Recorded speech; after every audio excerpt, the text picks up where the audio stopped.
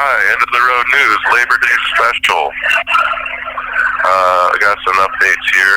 I was watching the local news, and they did a spot on what it's like life in D.C. jail during Family Reunification Day.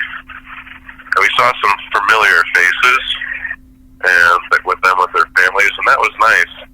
However, one of the inmates here commented, and I had to agree with them, that that's not what it's like here at all. In fact, that's a minority that is here.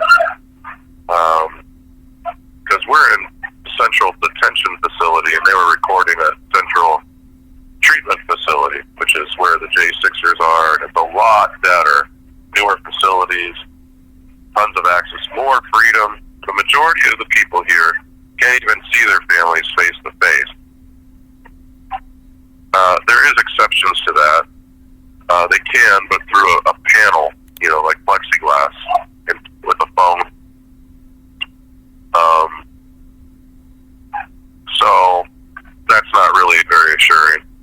Most of the people here aren't here for very long, but the object is to get people over to CTF and allow them to see their families from time to time.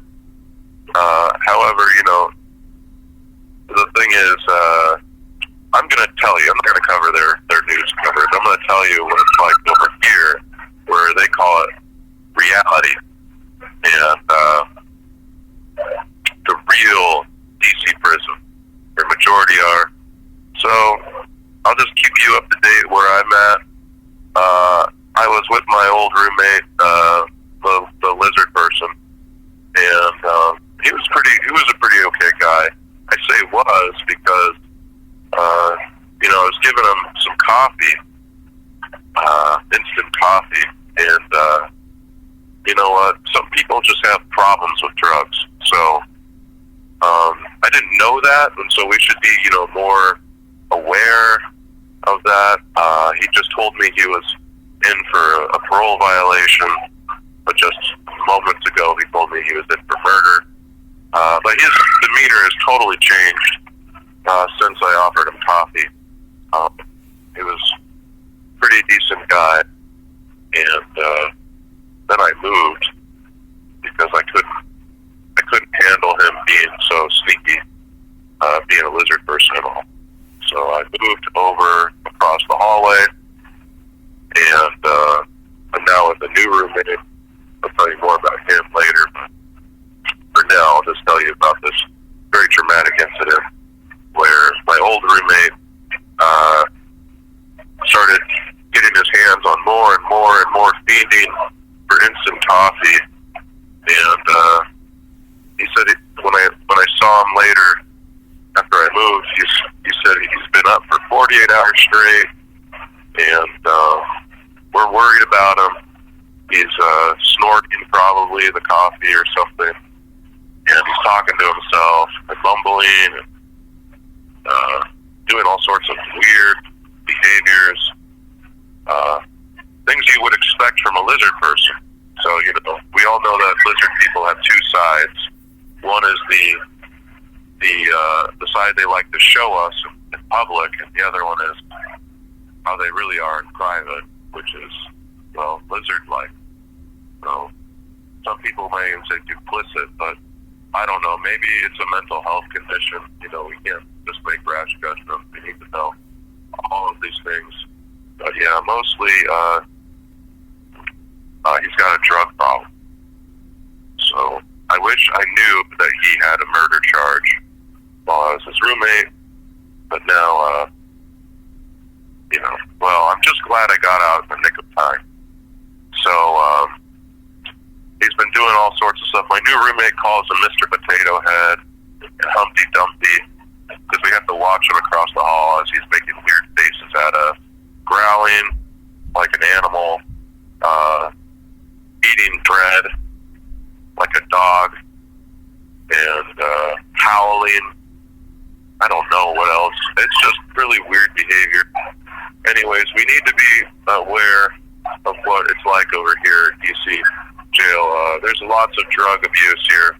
People are crushing up their medication, snorting it. smoking this substance called K2. It's a synthetic cannabinoid. Usually it's adulterated with something like PCP, methamphetamine, what else? Gosh. Heroin, fentanyl. So people are, in here smoking it. They're nodding out. And, so we started our own drug therapy treatment here. I started it. I'm the leader of it. I lead the counseling sessions with others. We talk about our drug past history. We raise awareness about the proper use of drugs so that no one abuses any drugs anymore.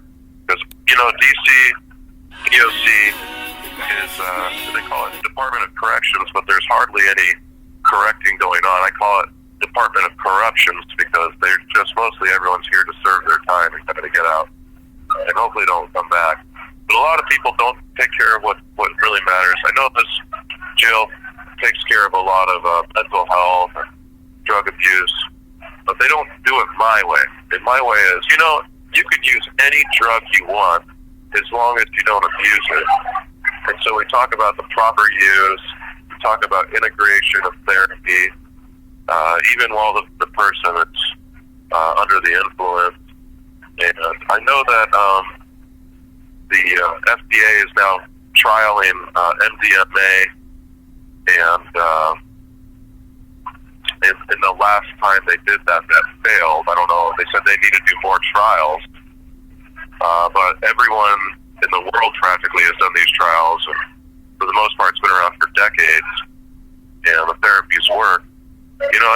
Since we're talking about this, I think it's called Igabota or something like that. It's really good. It almost instantly cures opiate and opioid addiction. But that's illegal here. Why would a drug so good and so successful at curing a majority of our opioid pandemic be made illegal in America? I just don't trust the government, and I don't think you guys should either, because that's why I started my drug program with these gentlemen, fine gentlemen, gentle trannies, and we're making an impact. It's a great thing. We're making huge strides, and we're impacting real lives. And we don't need the government to tell us what we already know what works. We just want to encourage the further education of minorities that are being affected disproportionately in mass incarceration, and so that they know how to use these drugs properly, so that they don't go crazy. Because if you're smoking Molly, which I don't know why everyone in DC is smoking Molly, that's a dumb way to take Molly. Molly is MDMA, by the way, and everyone and their mother, according to people, my new roommate, is smoking Molly. I'm educating people. I'm like, I don't think that's a good way at all to ingest Molly. So that's kind of where we're at. And, people are learning this.